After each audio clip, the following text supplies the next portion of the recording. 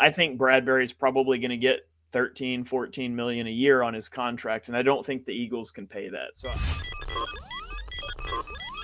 You want Philly food? Yeah, let's do it. Let's do it. How optimistic are you about this Eagles defense this year? the Eagles defense has played really good this year. They've forced a lot of turnovers. They've got 14 turnovers through 6 weeks. If you extrapolate that over a 17-game season, that's 40 turnovers forced. That would be an extremely high number of turnovers. So I would expect a little bit of regression to the mean in terms of the turnovers that they're forcing, the short fields that they're able to give to the offense. Fortunately, though, they haven't been reliant on turnovers to be a good defense. This isn't like the Cowboys were last year, where they gave up a ton of yards, but they would get a lot of turnovers. They're also just not giving up a lot of yards. Their defensive EPA is really high, or I guess you should say really low. It's negative. It's towards the higher ranks of the league. I think the defense is really good. I think the turnovers will sort of regress a little bit. Turnovers, we know, are an extremely luck-driven thing. I wouldn't expect that to hold up over the course of the season. But I think as Jonathan Gannon is able to fine-tune the defense, because again, this is not the defense the Eagles ran last year. There's a learning out process there for the players and the coach. I think it's going to be a continual process of him spinning the dials, pushing the buttons, sort of tweaking that, hopefully throwing some new things in. I mean, we saw in the Cowboys game that there were instances where they would line up in that 4-down front and then shift to a 5-man front right before the snap. Granted, Davis isn't on the field in those situations. I think there's some things they can start to do to disguise tendencies. What they have done has been really good while being predictable. And so I think they can start to work on becoming less predictable. And even a guy like Chauncey Gardner-Johnson, who honestly has not played that well at the beginning of the season. I know he had the 2 picks. If you look at those picks, one of them was tipped by James Bradbury. It just went right to him.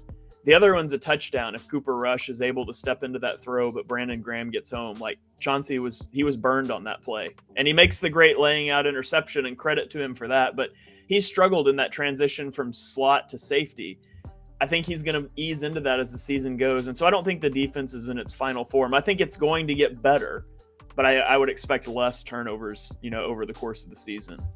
Yes, I think that's fair. And I think that is fair about Chauncey. I think he has fit in very well with the team. I'll say that much. But it is a learning curve. He's played so much of that third cornerback position. And, he did play safety, obviously, in college, but it's a different monster when you get in here. And we spoke about the future, right? We spoke of the future of Philly. It looks bright. We got the picks. We got the money coming in next year. I want to get a little bit more specific, though, and especially on this defense, this secondary. I know we're both Eagles fans, so I think we could both say this with our chest out. This is probably the best, secondary we've seen in almost a decade, probably over a decade.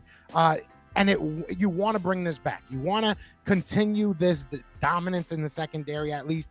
How would you do that? How, are you just re-signing everybody? Are you, spending one of those draft, if not both of those early draft picks on, guys in the secondary? How do you keep this secondary at the level that it's playing? I don't want to say, keep the exact players, because it might not be necessarily possible, but how do you keep the level of play at the same, spot?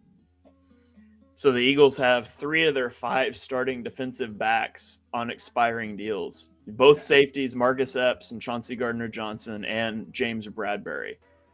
So what do you do? How do you approach that? If it was me, I'm looking at James Bradbury. He's going to be 30 when next season starts. We know cornerbacks, when they fall off a cliff, they fall off a cliff hard. I think you're playing with fire if you have 2 30-plus-year-old cornerbacks making big money on your roster in Slay and Bradbury. Not to mention, the way Bradbury's played this year has been incredible. Like, I think he's going to play himself out of the Eagles' price range. J.C. Jackson got I think it was $16 million a year in free agency last year. And granted, he's 26, not going to be 30. But I think Bradbury's probably going to get 13, 14 million a year on his contract, and I don't think the Eagles can pay that. So I don't think they're going to bring Bradbury back. They'd love to. I don't think they're going to be able to. Chauncey Gardner-Johnson, we see how he continues to develop. If he can develop into that safety, I think you re-sign him. He's young. You can keep him long-term. if he doesn't develop as a safety, if he plays the whole season like he's played the first 6 weeks, I don't know that you would bring him back either. He's very talented in the slot, but the Eagles already have Maddox locked up as a slot defender. So I'm anticipating Chauncey Gardner-Johnson figuring it out and the Eagles re-signing him. And so then you look at Epps, and I don't think Epps would command a big contract. You might get into like that $7-8 million range for him, and I would be comfortable paying that to bring them both back.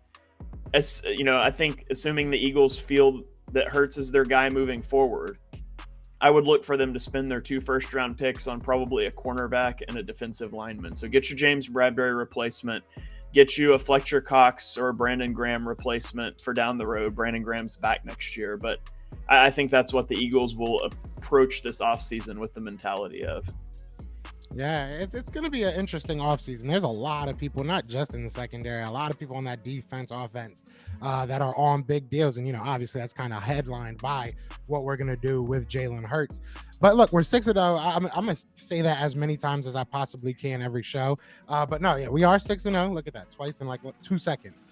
It feels good. Eagles fans everywhere, this is for you. Fly, Eagles flying. We on the team. Touchdown. Time to get Jalen this ring.